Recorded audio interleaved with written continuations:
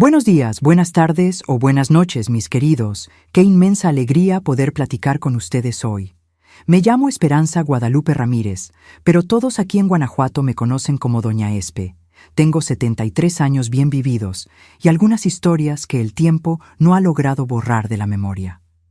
Nací en Dolores Hidalgo, cuna de la independencia, pero hace casi 30 años que me establecí en este rinconcito bendecido de Guanajuato, donde encontré paz después de tanto sufrimiento. Hoy en día, mi vida es simple y tranquila. Cada mañana me despierto con el sol naciente, preparo mi cafecito en el fogón de leña que me empeño en mantener. El café en estufa de gas no tiene el mismo sabor. Ustedes saben eso, ¿verdad? Después, voy a cuidar mis plantas. Tengo un patio lleno de hierbas medicinales y flores coloridas que son mi adoración. Cada plantita tiene su nombre y su historia. Converso con ellas mientras las riego, créanme si quieren, pero las plantas nos escuchan, ¿eh? Los martes y jueves doy clase de bordado en la Asociación de Mujeres aquí en la ciudad. Empecé eso hace unos 15 años, cuando doña Consuelo de la farmacia me vio haciendo un trapo de cocina todo adornado y me preguntó si no quería enseñar a las demás señoras. Al principio era solo un grupito pequeño, 5 o 6 mujeres. Hoy, tenemos más de 20 alumnas, de todas las edades. Hasta hay jovencitas que vienen a aprender. Dicen que es terapia para la ansiedad. Y es verdad que funciona. Mientras bordo, me gusta contar historias de la vida. Las muchachas se quedan con los ojos bien abiertos cuando comienzo a hablar. Doña Espe tiene cada historia, dicen ellas. Y es verdad, mi vida daría para un libro, de esos gruesos que necesitamos 2 días para terminar de leer. Pero antes de continuar mi historia, quisiera hacerles una petición especial a ustedes que me están viendo. Cuéntenme aquí en los comentarios, ¿desde qué pueblito o ciudad me están viendo? ¿Y a qué horita del día encontraron este video? ¿Por la mañanita con el café, después de comer o ya por la noche? Yo siempre leo todos los comentarios y me hace tan feliz saber de dónde son ustedes y cuándo sacan un tiempito de su día para escuchar las historias de esta abuelita. Cuéntenme, ¿eh? Vamos a crear una cadena de cariño. Saben, mis queridos, mi vida no siempre fue este mar de rosas que es hoy. Hubo un tiempo en que viví una pesadilla dentro de mi propia casa, un tiempo que me hizo conocer lo peor del ser humano, pero que también me enseñó sobre la fuerza que uno ni se imagina que tiene dentro de sí. Es de esa fuerza de la que quiero hablar hoy, de la fuerza de una niña que necesitó crecer demasiado rápido para sobrevivir. La historia que voy a contar no es fácil de escuchar, ni fue fácil de vivir. Es una historia sobre cómo una niña de 14 años encontró una manera de librarse del monstruo que vivía bajo el mismo techo que ella, usando solo la inteligencia y el valor que Dios le dio. Porque, a veces, mis queridos, es en las situaciones más difíciles donde descubrimos de lo que somos capaces. Nací en Dolores Hidalgo, en una casita sencilla de adobe, de esas con piso que hacía ruido cuando uno pisaba. Mi padre, Heriberto Ramírez, trabajaba en los campos de maíz que eran el sustento de mucha gente en aquella época. Hombre trabajador, llegaba a casa con las manos callosas, pero siempre traía una sonrisa en el rostro y cuando podía, un puñadito de dulces típicos para mí y mis hermanos. Mi madre, Socorro Juárez de Ramírez, era costurera de primera. Hacía vestidos para las muchachas del pueblo y remendaba la ropa de los trabajadores de la región. Con los retazos que sobraban, ella hacía muñecas para mí y para mi hermana menor, la Lupita. Éramos 4 hermanos, yo, la mayor. Después venía Toño, que todos llamaban Toñito, Lupita, y el más pequeño, Miguelito, que no llegó a conocer a nuestro padre. Nuestra casa era pequeña pero acogedora. Tenía 2 habitaciones, una para mis padres, otra donde nosotros 4 hermanos nos apretujábamos en 2 camas. La cocina era el corazón de la casa, con un fogón que calentaba todo en los días de frío y una mesa larga donde hacíamos las comidas y yo hacía las tareas de la escuela. En el patio teníamos algunas gallinas, una huerta pequeña y un árbol de tejocote que era la alegría de los niños cuando daba frutos. La vida no era fácil, pero era buena. Nos despertábamos con el canto del gallo y dormíamos temprano, después de que mi padre contaba alguna historia que él inventaba en el momento. Las historias siempre tenían animales del campo que hablaban y enseñaban lecciones sobre honestidad y bondad. Me encantaban esas historias y guardé muchas de ellas en la memoria para contar a mis propios hijos y nietos años después. En la escuela yo era aplicada. La maestra Carmela decía que yo tenía facilidad para los estudios y que debía continuar después de la primaria, quizás hasta hacer la secundaria, en la ciudad grande. Yo soñaba con eso, ¿saben? Soñaba con ser maestra, igual que ella. Mis días de niña estaban llenos de juegos sencillos. Jugábamos a la rayuela en el patio. Jugábamos a la ronda cantando a la víbora de la mar. Saltábamos la cuerda y hacíamos muñecas de mazorcas de maíz. Mi mejor amiga era Rosita, hija de don Felipe, que tenía la tienda de la esquina. Vivíamos juntas, parecíamos hermanas. Ella me enseñaba a hacer trenzas en el cabello y yo le enseñaba a bordar, arte que aprendí con mi madre desde los 6 años. Los domingos íbamos todos a misa en la iglesia de Nuestra Señora de los Dolores. Después, cuando se podía, comíamos nieves en la plaza. Era un lujo raro, pero mi padre se empeñaba siempre que podía. El domingo es día de alegrar el corazón, decía. Fue precisamente un domingo, cuando yo tenía 9 años, que mi vida comenzó a cambiar. Recuerdo como si fuera hoy. Estábamos regresando de misa cuando mi padre comenzó a toser, una tos fea que no paraba. Mi madre se asustó, pero él dijo que no era nada, solo polvo del camino. Pero no era polvo. Al día siguiente, la tos vino acompañada de fiebre alta. En una semana, mi padre estaba en cama, con una neumonía que las medicinas del doctor Jiménez, único médico del pueblo, no lograban curar.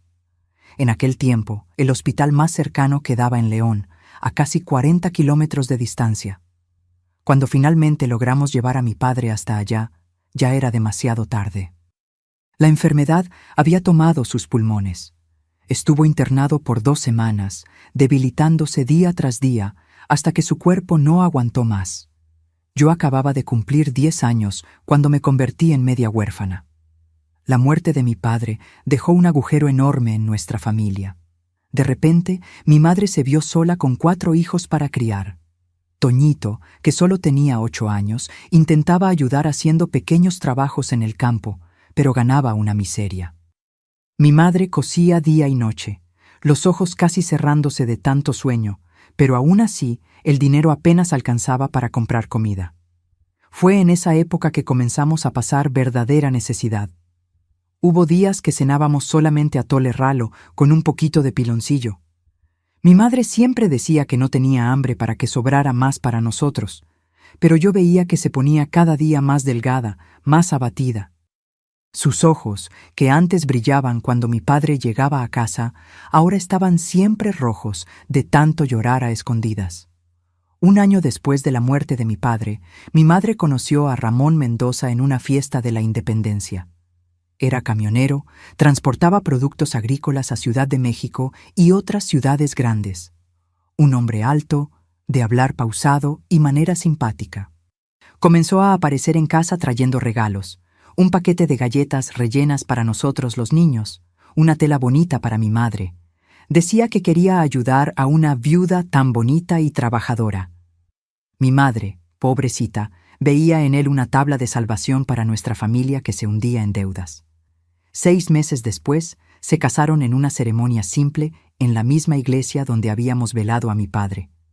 Recuerdo que Lupita lloró todo el tiempo, diciendo que no quería otro padre. Toñito se quedó con cara seria, sin hablar con nadie. Solo Miguelito, que era muy pequeño y apenas recordaba a nuestro padre verdadero, parecía contento con la novedad. En cuanto a mí, sentía algo extraño en el estómago, como un mal presentimiento, pero no sabía explicar qué. Al final, Ramón siempre había sido educado conmigo. Hasta me regaló un cuaderno nuevo para la escuela, cosa que no tenía desde hacía mucho tiempo. En la primera semana después de la boda, todo parecía bien.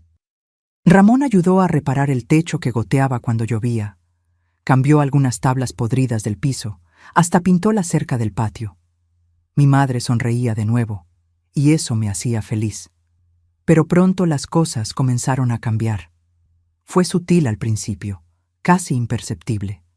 Una mirada más demorada en mi dirección durante la cena. Un cumplido que me dejaba incómoda. La mano que, sin querer, tocaba mi hombro o mi cabello cuando mi madre no estaba mirando. El tiempo fue pasando y aquellas miradas y toques accidentales de Ramón se volvieron más frecuentes, más atrevidos. Yo tenía 12 años cuando las cosas empeoraron de verdad. Lo recuerdo bien porque fue poco después de mi primera menstruación.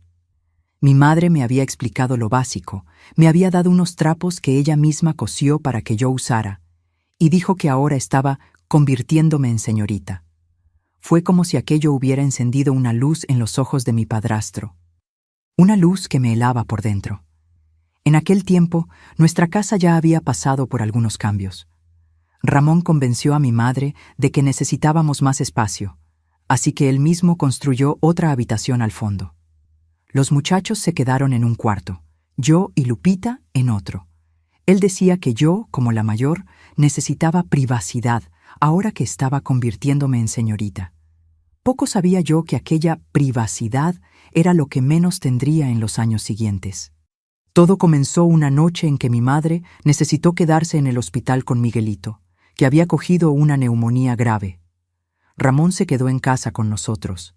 Después de que Toñito y Lupita se durmieron, vino a mi habitación con una excusa cualquiera, diciendo que estaba preocupado por mí, que andaba muy callada. Se sentó en el borde de mi cama, pasó la mano por mi cabello. Yo estaba acostada, encogida como un animalito asustado, el corazón latiendo tan fuerte que pensé que iba a salir por la boca.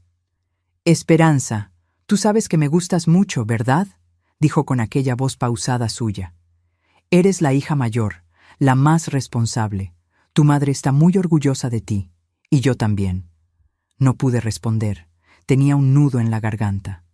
«Ya te estás convirtiendo en señorita tan bonita. Necesitas aprender unas cosas de la vida».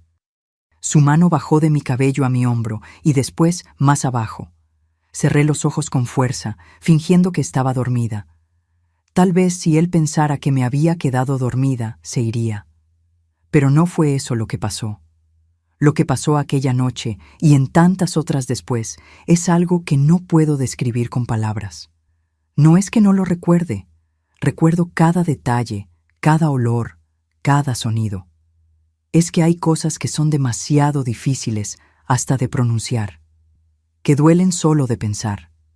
Aquella fue la primera de muchas noches en que Ramón venía a mi habitación cuando todos estaban dormidos. Al principio, tenía cuidado de no dejar marcas, de no hacer ruido. Decía que era nuestro secretito, que nadie me creería si lo contara, que me culparían a mí, dirían que yo lo había provocado. Y lo peor, decía que si yo lo contaba, haría lo mismo con Lupita, que en esa época solo tenía 9 años. Fue esa amenaza lo que me mantuvo en silencio. Yo podía aguantar cualquier cosa, y aguanté, para proteger a mi hermanita. Intenté contárselo a mi madre una vez, de forma indirecta. Dije que Ramón estaba metiéndose conmigo, que venía a mi habitación por la noche. Ella se enojó, me dio una bofetada. Dijo que yo estaba inventando cosas, que debería tener vergüenza de hablar así del hombre que estaba manteniendo a nuestra familia, que sin él todos estaríamos pasando hambre. Aquel día entendí que estaba sola en esta lucha. Toñito, mi hermano, comenzó a sospechar algo cuando yo tenía unos 13 años. Él me veía llorar a escondidas, notaba las miradas de terror que yo lanzaba a Ramón. Una noche me preguntó directamente: «Él te está haciendo algo, ¿verdad?». No necesité responder. Mi silencio y mis lágrimas lo dijeron todo. Mi hermano, que en esa época solo tenía 11 años, quiso enfrentar a Ramón. Le supliqué que no lo hiciera. «Él es mucho más fuerte que tú, Toñito. Te va a lastimar, y después será peor para mí». Él entendió, pero comenzó a intentar protegerme a su manera.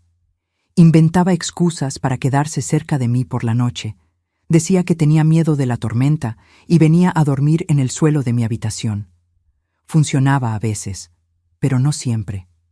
En la escuela, Mi rendimiento comenzó a caer. Yo, que siempre había sido buena alumna, ahora apenas lograba concentrarme. Me dormía en el pupitre porque pasaba las noches en vela, con miedo.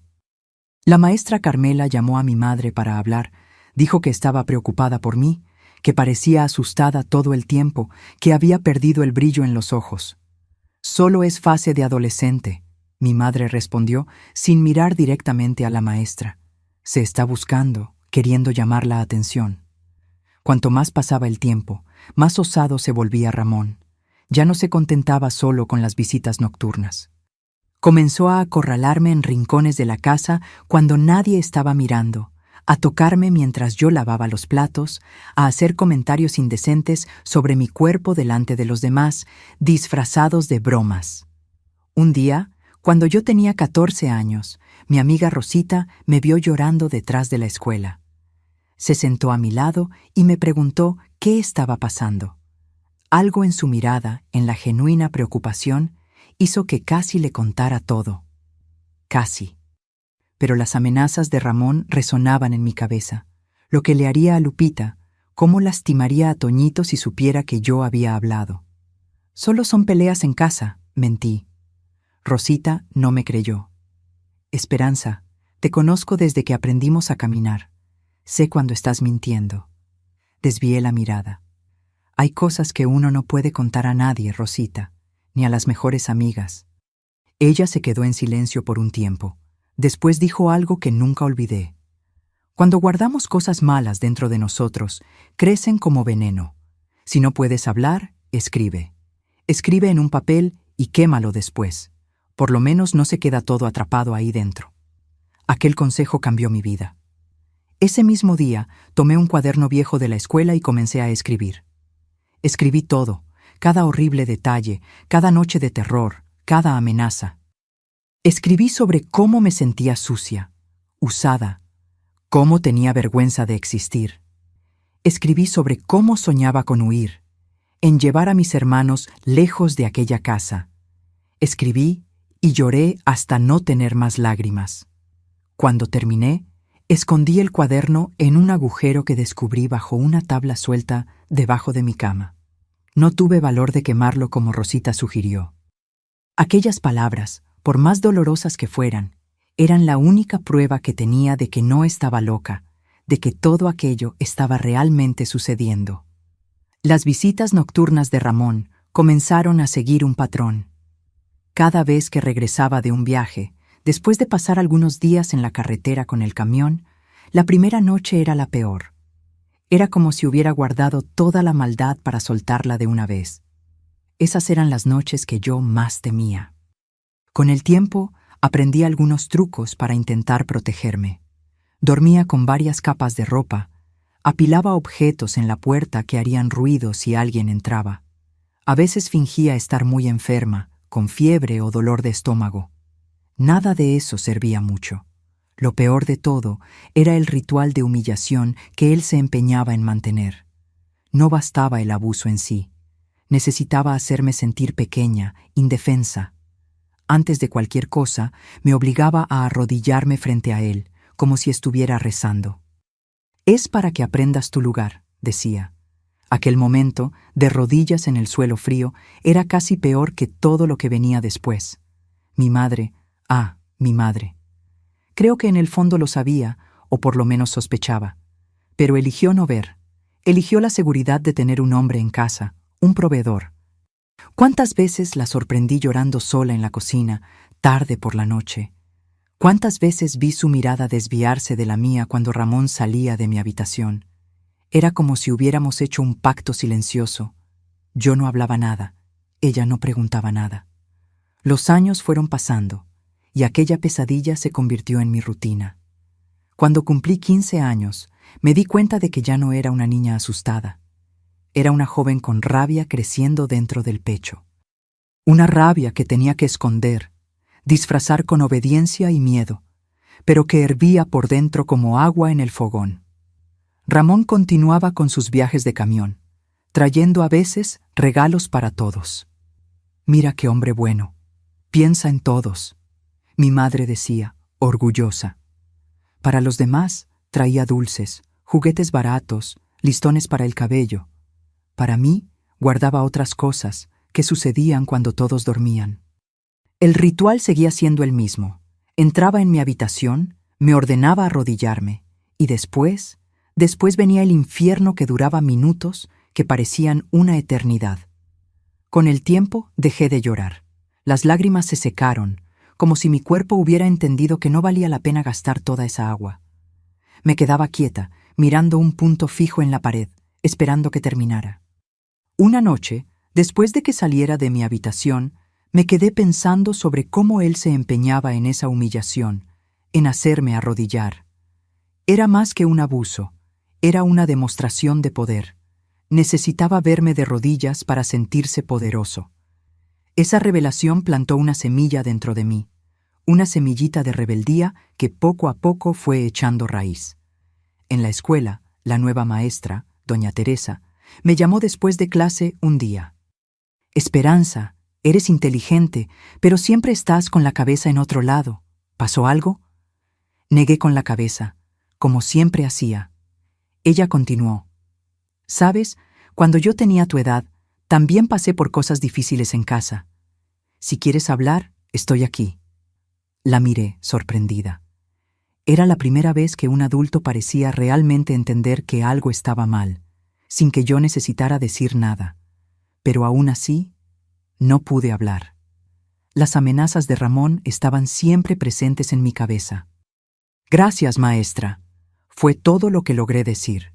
En esa época, mi hermano Toñito, que ya tenía 13 años, comenzó a enfrentar más abiertamente a Ramón. No decía nada específico sobre lo que sabía, pero cuestionaba órdenes, respondía de mala manera, se ponía entre mí y mi padrastro siempre que podía. A Ramón no le gustaba nada de eso. Un día cogió a Toñito respondiendo y le dio una paliza tan grande que el muchacho se quedó con el ojo morado por 2 semanas. «Esto es para que aprendas a respetar a quien trae comida a la casa», dijo, mientras mi madre lloraba bajito en un rincón, sin valor para interferir. Después de ese día, Toñito vino a hablar conmigo, con el ojo todavía hinchado. «Espe», dijo, usando el apodo de mi infancia, «tenemos que salir de aquí. Voy a juntar dinero, trabajar donde sea, y nos vamos. Llevamos a Lupita y a Miguelito con nosotros». «¿Y cómo vamos a vivir, Toñito? Todos somos menores de edad todavía». «No sé, pero nos las arreglaremos. Cualquier cosa es mejor que esto». Aquella conversación encendió una pequeña llama de esperanza. Toñito comenzó a trabajar después de la escuela, haciendo pequeños trabajos cargando bolsas en el mercado, ayudando en la carga y descarga de camiones. Cada centavo que ganaba lo escondía en un agujero en la pared, detrás de un ladrillo suelto en el cuartito de ellos. Mientras tanto, yo seguía escribiendo en mi cuaderno. Ya había llenado casi todas las páginas. Escribir era mi única válvula de escape, la única forma de no enloquecer completamente. A veces releía lo que había escrito meses antes y veía cómo aquella pesadilla había evolucionado, cómo cada vez era peor. Era como un diario de mi infierno personal. Una noche, desperté asustada por un ruido. No era Ramón. Estaba de viaje. Era mi madre, revisando mis cosas. Fingí que seguía dormida, espiando por la rendija de los ojos. Vi cuando encontró el cuaderno, escondido en aquel agujero bajo la tabla suelta. Mi corazón se aceleró. Ella se llevó el cuaderno y salió de la habitación.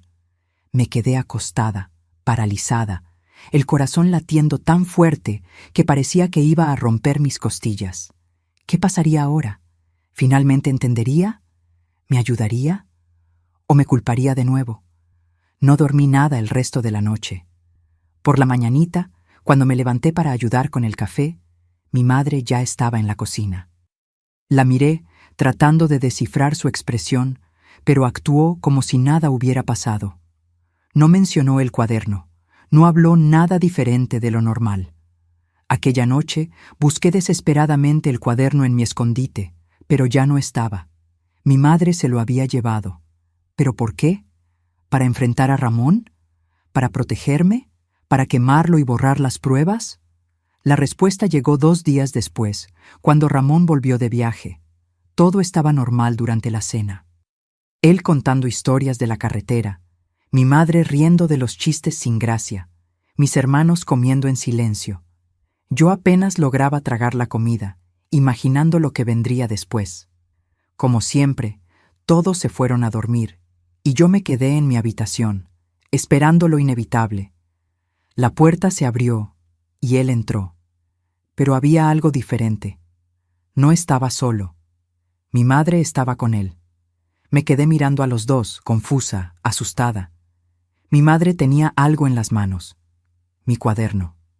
«Encontré esto», dijo, la voz fría como nunca la había oído antes. «Mucha imaginación tienes, niña». Ramón tomó el cuaderno, hojeó algunas páginas y dio una carcajada. «¿Entonces es esto lo que andas escribiendo? ¿Historias de terror sobre mí?» «No son historias», logré decir, la voz temblorosa. «Es toda la verdad». Mi madre se acercó a la cama. «¿Verdad? ¿Tú crees que alguien va a creer esto?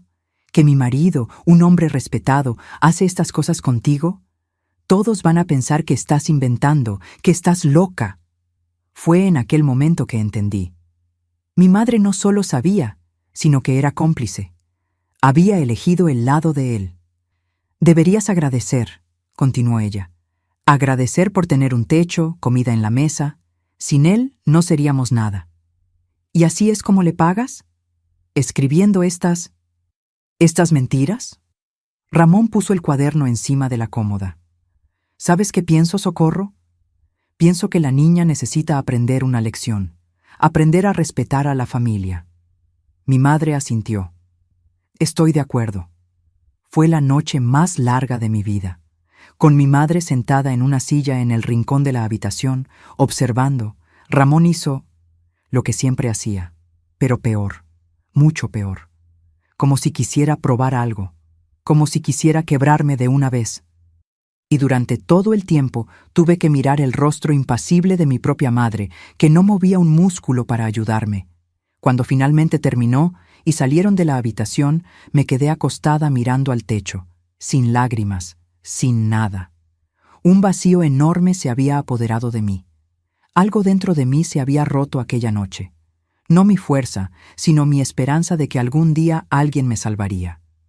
Entendí que si quería salir de aquel infierno, tendría que hacerlo sola. A la mañana siguiente, mi madre actuó como si nada hubiera pasado. Sirvió café, habló sobre el tiempo, planeó la comida. El cuaderno estaba encima de la mesa de la cocina, expuesto, como un trofeo enfermo de la victoria de ellos sobre mí. Cuando todos salieron, Ramón para el trabajo, mi madre para llevar a los pequeños a la escuela y Toñito para uno de sus trabajos, tomé el cuaderno. Pensé en quemarlo, en destruir aquella prueba de mi humillación, pero algo me lo impidió. En lugar de eso, me senté a la mesa y comencé a hojear las páginas, releyendo mi propio sufrimiento escrito con letra temblorosa de adolescente. Fue allí, en aquella mesa, con el sol entrando por la ventana de la cocina, que tuve una idea terrible y brillante al mismo tiempo. Si aquel cuaderno había sido usado contra mí, tal vez yo podría usarlo también. No como prueba. Nadie creería de todas formas. Mi madre tenía razón en eso. Pero como inspiración. En el garage, donde Ramón guardaba sus cosas de trabajo, había varias herramientas y productos. Entre ellos, un tubo grande de pegamento industrial, de esos fuertes que él usaba para pequeñas reparaciones en el camión. Un pegamento que, según él mismo decía, pega hasta el alma en su lugar. Tomé el cuaderno y escribí una última entrada, pero esta no era sobre el pasado, era sobre el futuro, sobre cómo haría que aquel hombre pagara por cada noche de terror que me hizo pasar, sobre cómo usaría contra él la propia humillación que tanto le gustaba imponerme. Aquella noche, después de lo que pasó con mi madre y el cuaderno, no pude dormir. Me quedé mirando por la ventana, viendo las estrellas en el cielo de Dolores Hidalgo, pensando que en algún lugar, bajo el mismo cielo, existían personas viviendo vidas normales, sin miedo de dormirse en sus propias camas. decidí que yo también merecía esa vida. Pasé los 3 días siguientes observando la rutina de Ramón con una atención que nunca había dedicado antes. Noté cómo guardaba ciertas cosas siempre en el mismo lugar, cómo tenía rituales antes de dormir y después de despertar, y principalmente observé dónde guardaba aquellos objetos que usaba en sus visitas nocturnas. En un cajón de la cómoda de la habitación de él y de mi madre había una cajita de madera. Una vez, cuando nadie estaba en casa, tuve el valor de mirar dentro de ella. Era allí donde guardaba aquellas cositas de goma que siempre sacaba del bolsillo antes de... Bueno, ustedes entienden. Él era cuidadoso con eso, al menos. Quizás el único cuidado que tenía. Fue entonces que el plan comenzó a formarse en mi cabeza. No necesitaría armas o venenos. La herramienta de mi liberación ya estaba allí, en el garage, en aquel tubo de pegamento industrial. Un pegamento tan fuerte que, según el propio Ramón, ni agua caliente quita. Tenía que esperar el momento adecuado. Una noche en que mi madre no estuviera en casa, en que pudiera actuar sin interrupciones. La oportunidad surgió más rápido de lo que esperaba. Tía Lupe, hermana de mi madre que vivía en León, tuvo un derrame cerebral. No era grave, pero necesitaba a alguien que la ayudara en los primeros días en casa después del hospital. Mi madre decidió que iría, llevando a Miguelito y a Lupita con ella. Toñito se quedaría para sus trabajos, y yo me quedaría para cuidar la casa. «No te preocupes», Ramón le dijo a mi madre mientras ella hacía la maleta. «Yo cuido a Esperanza». La mirada que intercambiaron dijo todo lo que yo necesitaba saber sobre lo que aquello significaba. El día que mi madre partió, esperé hasta que Toñito saliera para el trabajo y Ramón fuera al taller donde su camión estaba siendo reparado. Con la casa vacía, fui a la habitación de ellos y abrí el cajón. La cajita estaba allí, como siempre. Saqué uno de aquellos paquetitos, solo uno para no levantar sospechas, y lo llevé conmigo hasta el garage. Con el corazón latiendo como un tambor de mariachi, tomé el tubo de pegamento industrial. Leí las instrucciones con cuidado.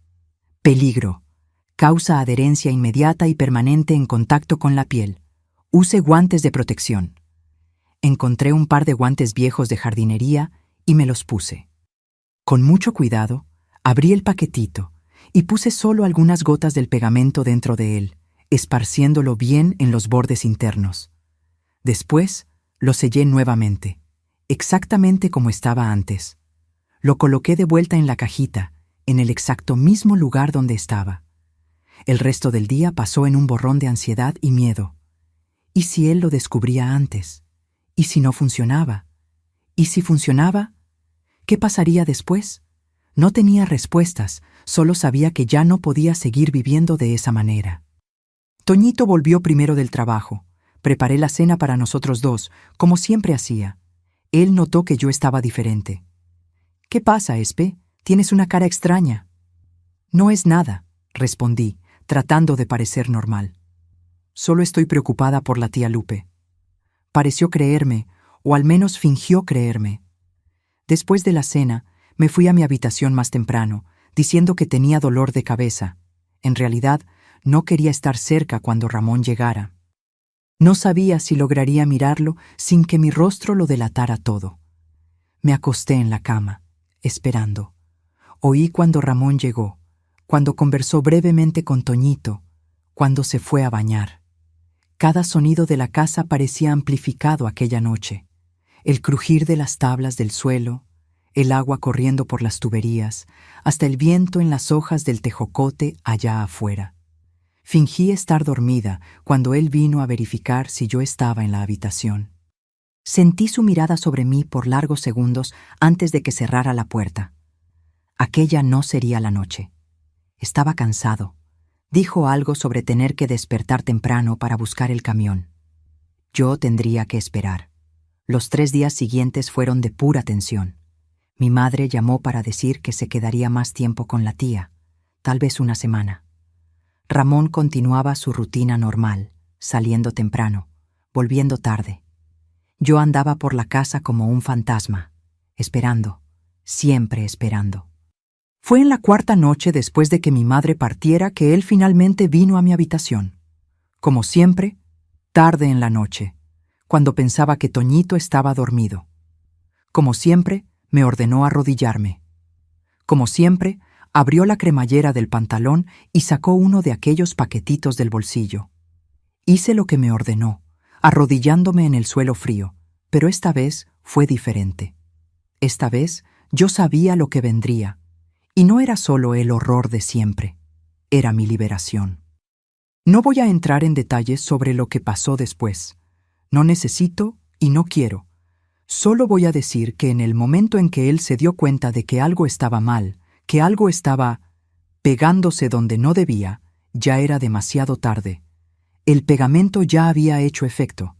Primero vino la confusión, después el dolor y entonces el pánico. Intentó soltarse, tirar, arrancar, lo que solo empeoró todo.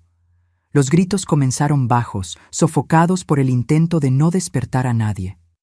Pero pronto se transformaron en aullidos de dolor y desesperación. Toñito se despertó con el ruido y vino corriendo hasta mi habitación. La escena que encontró debe haberse quedado grabada en su mente para siempre. Su padrastro, parcialmente desnudo, retorciéndose de dolor, pegado a sí mismo de la forma más humillante posible.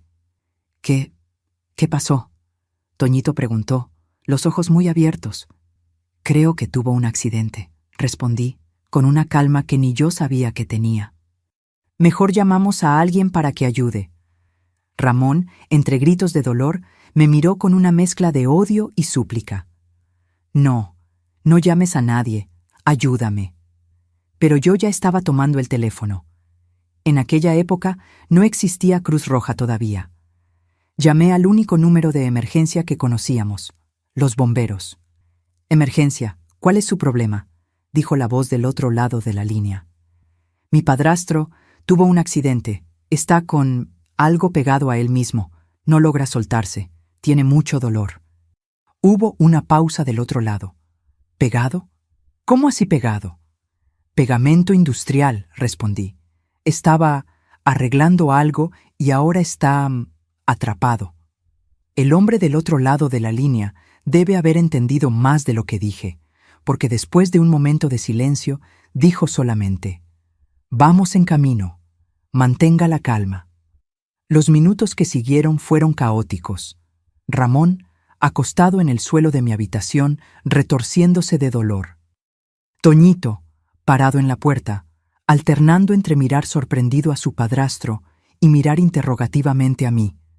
Y yo, sentada en la cama, observando todo como si estuviera viendo una película por la televisión.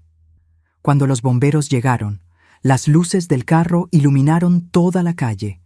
Vecinos curiosos comenzaron a salir de sus casas para ver qué estaba pasando. El ruido de la sirena despertó a casi toda la manzana. Los bomberos, eran 4 hombres, entraron en la casa con equipo médico. Cuando vieron la situación, hubo un momento de shock, seguido de un profesionalismo que admiro hasta hoy. No se rieron, no hicieron comentarios, solamente evaluaron clínicamente el problema. «Necesitamos llevarlo al hospital», dijo el que parecía ser el jefe. «Esto va a necesitar atención médica especializada».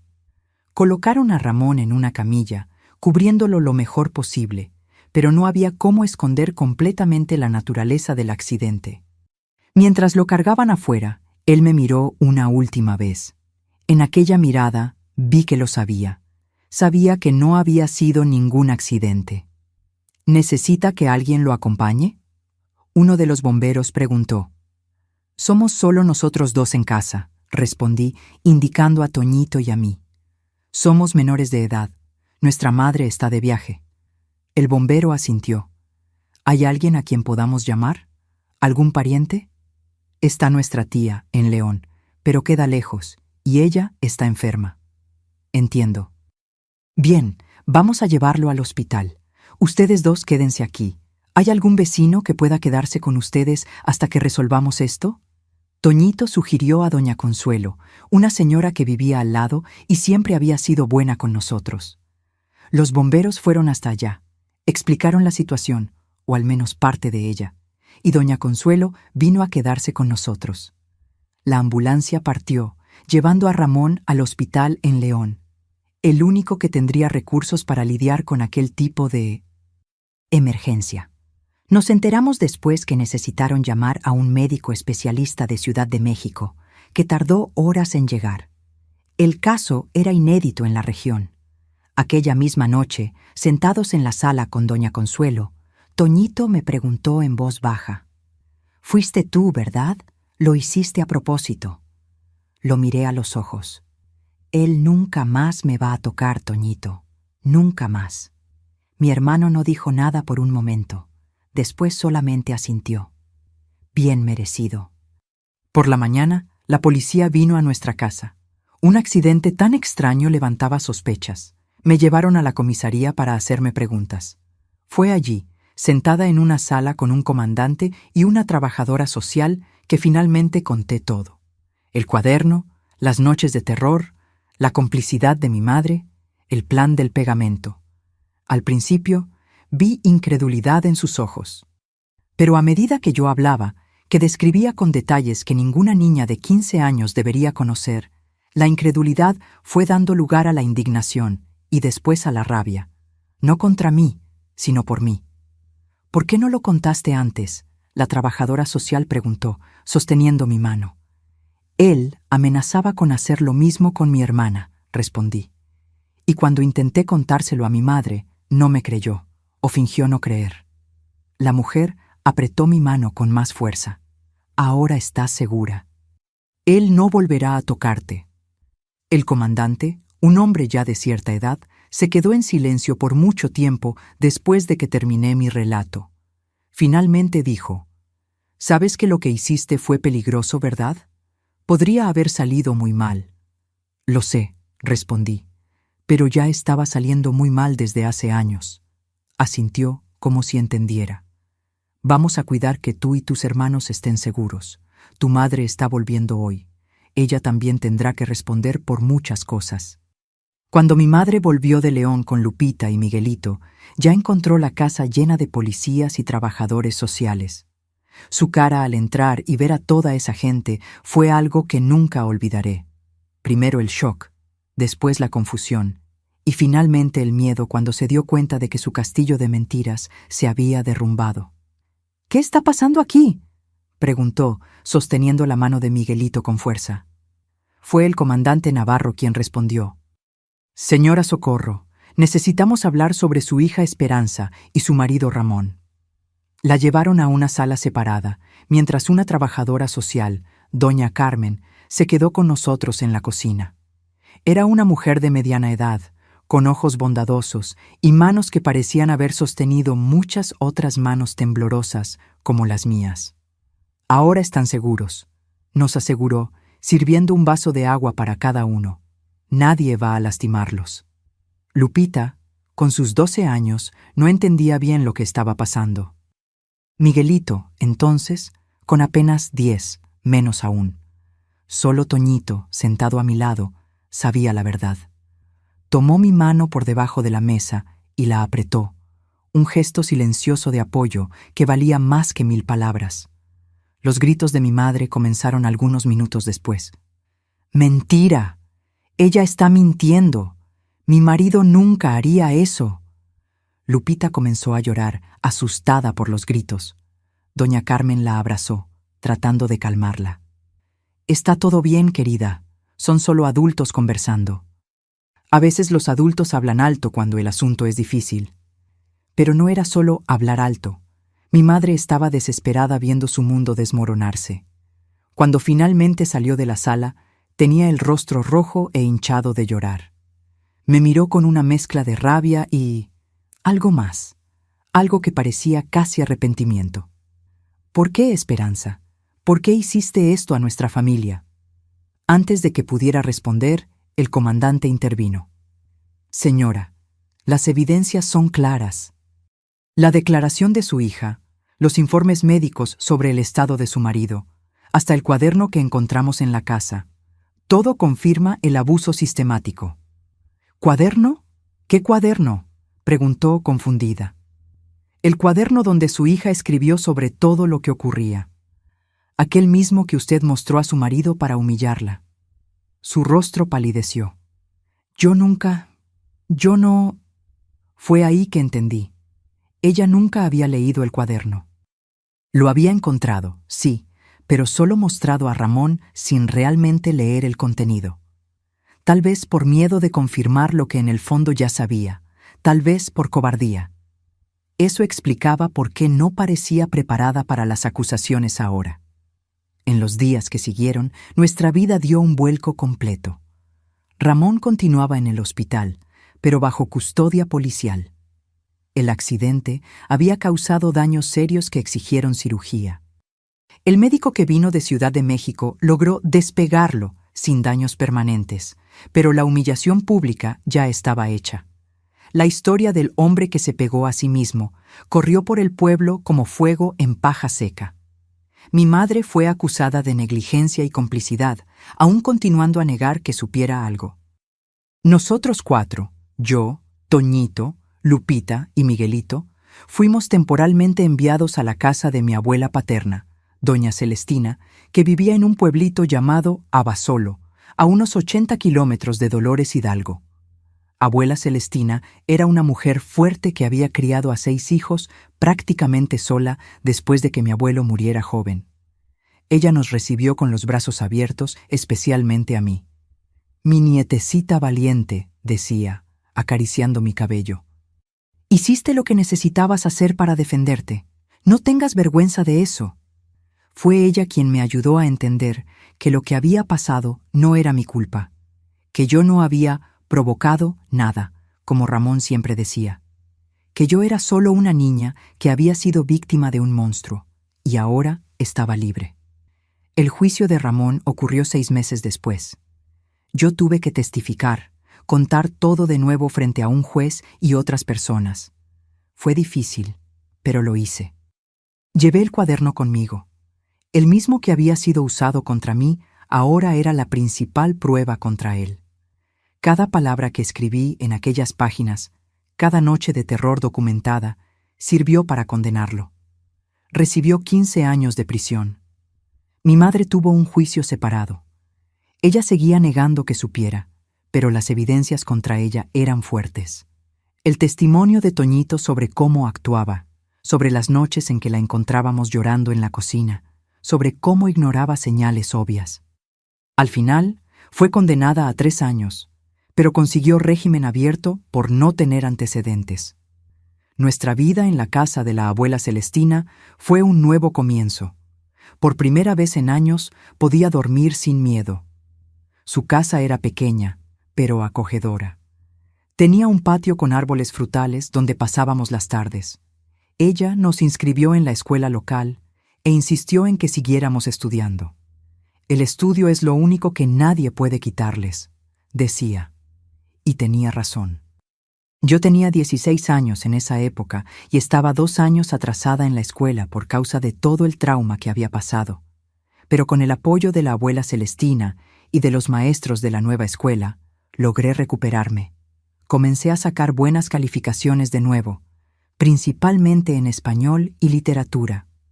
Escribir, que antes era mi escape, ahora se convertía en mi pasión. La maestra Alicia, de literatura, fue quien primero notó mi talento. «Esperanza, escribes de una manera que hace que uno sienta las palabras», me dijo un día, después de leer una redacción mía. «¿Has pensado en ser escritora?» Nunca había pensado en eso. En realidad, nunca había pensado mucho en el futuro. Durante años, viví apenas un día a la vez, tratando de sobrevivir. Pero ahora, libre de aquella pesadilla, nuevas posibilidades se abrían. Cuando cumplí 18 años, recibí una noticia que cambió mi vida. Había sido aprobada con beca completa para estudiar letras en la Universidad de Guanajuato. La alegría de la abuela Celestina fue tanta que hizo una cena especial, con derecho a pastel de chocolate y todo. «Ven, mis hijos», les dijo a mis hermanos durante la cena. Esperanza demostró que siempre podemos volver a empezar, no importa cuán dura haya sido la vida. Toñito, que en esa época ya trabajaba como aprendiz en un taller mecánico en Abasolo, levantó el vaso de refresco en un brindis. Por Espe, la más valiente de todos nosotros. El día que me mudé a Guanajuato, para vivir en una casa de estudiantes cerca de la universidad, lloré abrazada a mi abuela. No eran lágrimas de tristeza, sino de gratitud. Ella me había acogido cuando yo estaba quebrada y me había ayudado a juntar los pedazos. «Ve, mi hija», susurró en mi oído. «Ve a construir tu vida. Te mereces toda la felicidad del mundo». La universidad abrió un mundo entero para mí. Conocí personas diferentes, ideas nuevas, descubrí autores que hablaban a mi alma. Me gradué en letras y luego hice especialización en literatura mexicana. Fue durante ese curso que conocí a Pedrito, mi marido desde hace casi 50 años ya. Él era profesor asistente, algunos años mayor que yo, un hombre gentil, de ojos bondadosos y manera tímida. Al principio, yo tenía miedo de cualquier aproximación masculina. Los años de abuso habían dejado marcas profundas. Pero Pedrito fue paciente, respetó mi tiempo, nunca me presionó. Nuestra historia de amor fue como debía ser, construida en respeto mutuo, conversaciones largas, descubrimientos compartidos. Cuando me pidió matrimonio, 2 años después de conocernos, yo ya no tenía dudas. Este era un hombre con quien quería construir una vida. Me casé a los 24 años, en una ceremonia simple en la iglesia de Abasolo, con la abuela Celestina llorando de emoción en la primera fila. Mi madre no fue invitada. Después de cumplir su pena, se había mudado a Chiapas y raramente manteníamos contacto. Mis hermanos siguieron caminos diferentes, pero siempre unidos. Toñito se convirtió en un mecánico respetado en Abasolo. Se casó con la hija del patrón y tuvo 3 hijos. Lupita se formó como maestra y fue a dar clases en una escuela rural cerca de San Miguel de Allende. Miguelito, el menor, fue el que llegó más lejos. Estudió agronomía y hoy trabaja en una multinacional en Ciudad de México. Pedrito y yo decidimos mudarnos a Chiapas en 1985, cuando él recibió una invitación para enseñar en la Universidad Autónoma de Chiapas, en Tuxtla Gutiérrez. Fue un gran cambio, del centro al sur del país, de la meseta a la selva, pero nos adaptamos y amamos la nueva vida. En 1995, después de 10 años en Tuxtla, decidimos jubilarnos y mudarnos a una ciudad más pequeña y tranquila. Fue así que vinimos a parar a Guanajuato, donde estoy hasta hoy. Pedrito falleció hace 5 años, víctima de un infarto mientras dormía. Fue una partida tranquila, como él merecía. Hoy, a los 73 años, tengo una vida tranquila y bendecida aquí en Guanajuato. Mi casita queda en una calle tranquila, con un patio generoso donde cultivo mis hierbas medicinales y flores. Hay un árbol de tejocote, igual al de mi infancia, que planté cuando me mudé aquí. Tardó años en dar frutos, pero valió la espera. Cada vez que como un tejocote, es como si volviera en el tiempo y fuera de nuevo aquella niña despreocupada, antes de que todo pasara. Mi día comienza tempranito, con el cantar de los pájaros. Me levanto, preparo mi café en el fogón de leña que me empeño en mantener, aunque tengo una estufa de gas nuevecita que mi hijo mayor me regaló. Dicen que soy terca, pero es que el café en fogón de leña tiene otro sabor, ¿verdad? Tiene sabor a memoria buena, a calor de hogar. Después del café, voy a cuidar mis plantitas. Tengo de todo un poco. Menta para té digestivo, romero para sazonar pollo, manzanilla para calmar los nervios, hierbabuena para el corazón. Cada una tiene su rinconcito especial, cada una recibe agua y conversación. Porque la planta es como la gente, le gusta la atención y el cariño. Tengo 3 hijos maravillosos: Javier, que es ingeniero y vive en Ciudad de México; Carmen, maestra como yo fui, que vive aquí mismo en Guanajuato; y el menor, Roberto, que siguió los pasos de su padre y enseña historia en la Universidad de Querétaro. Y 6 nietos que son la luz de mis ojos. 2 ya están en la universidad, imagínense. ¿Cómo vuela el tiempo? Los martes y jueves, como les conté antes, doy clase de bordado en la Asociación de Mujeres. Comenzó como un pasatiempo, pero acabó volviéndose algo importante en la comunidad. Ya enseñé a más de 100 mujeres a lo largo de estos años.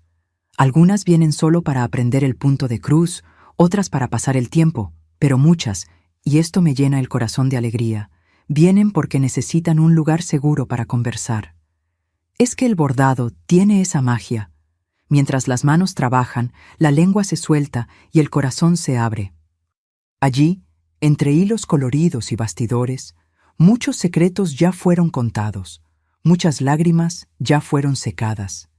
Y yo, que sé bien lo que es guardar un secreto doloroso, escucho todo sin juzgar.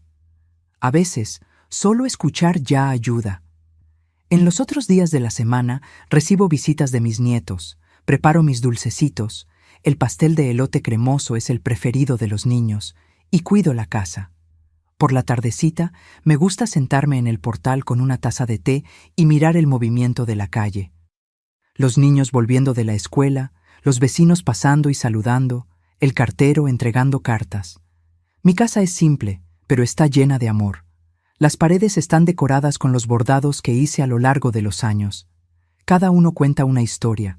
El primero que hice después de mudarme aquí, el que bordé cuando nació mi primer nieto, el más elaborado, que me llevó 6 meses terminar y ganó hasta premio en la feria de artesanía de la ciudad.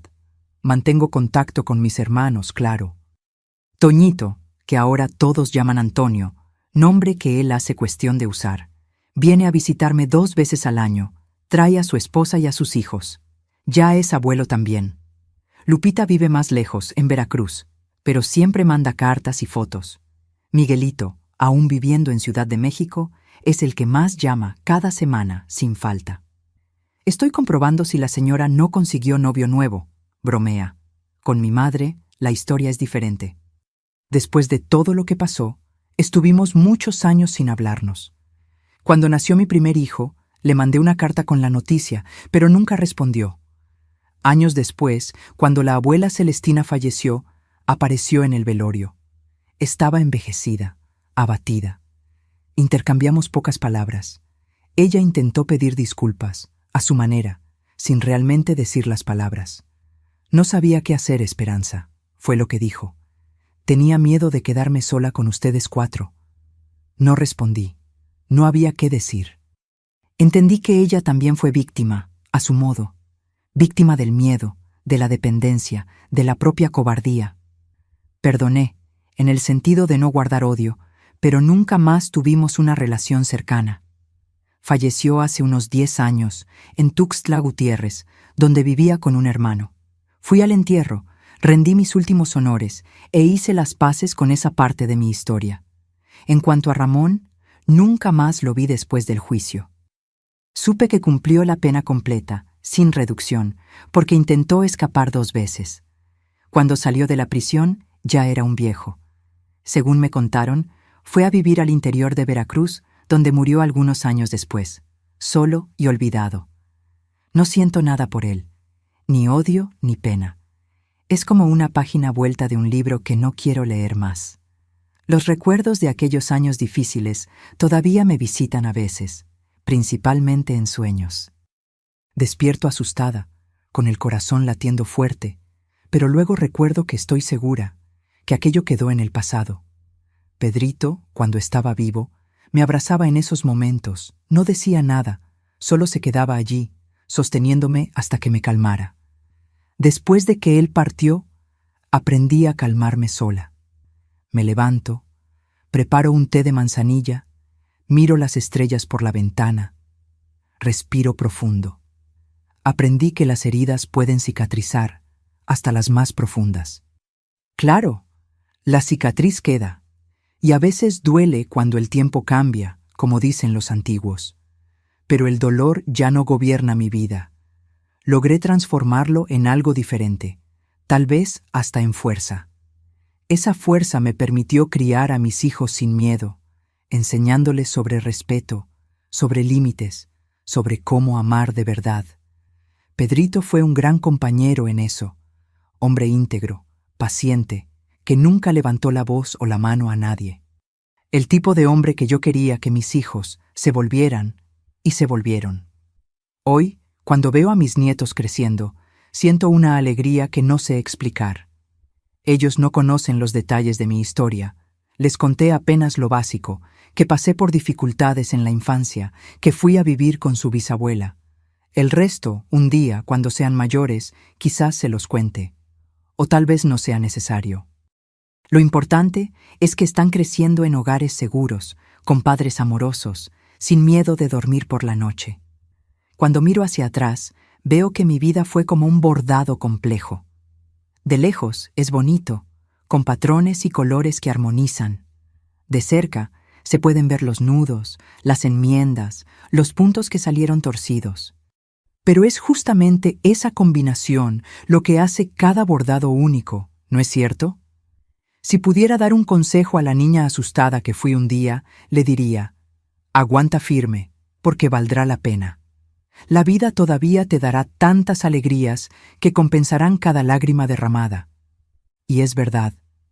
Cada risa de mis nietos, cada flor que se abre en mi jardín, cada bordado terminado, cada abrazo sincero de una alumna que se volvió amiga, todo eso son pequeños regalos que la vida me dio para compensar los años difíciles.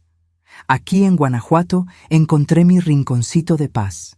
La gente me respeta, me llama Doña Espe con cariño. Pocas saben mi historia completa, y está bien así.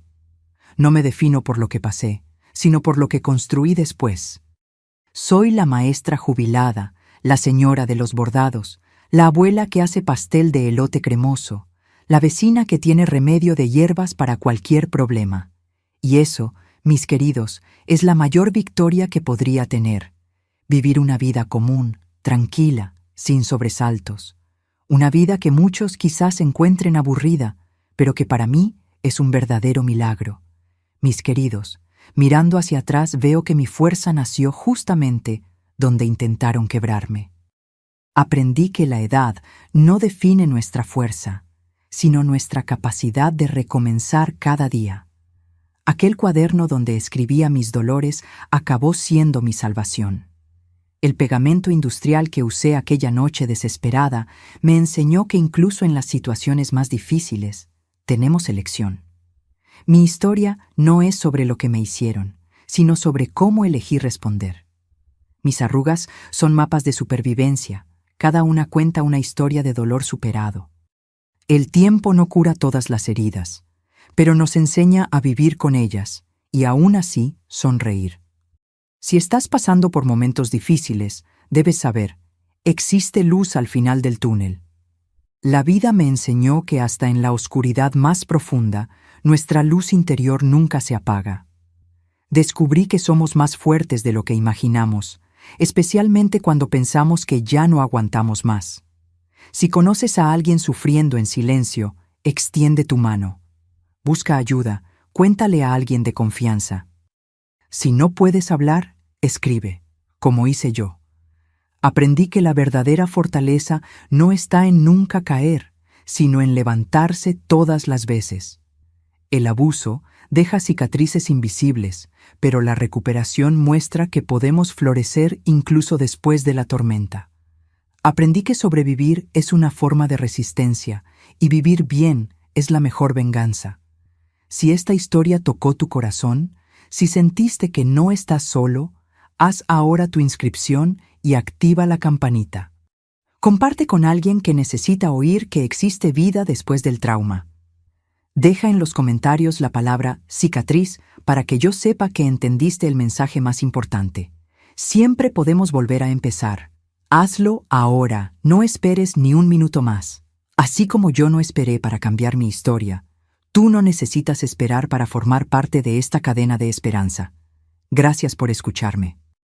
Un abrazo de esta abuelita que aprendió que, aún con las manos temblorosas por la edad, todavía puede tejer los hilos de su propia vida en un bordado lleno de colores y belleza.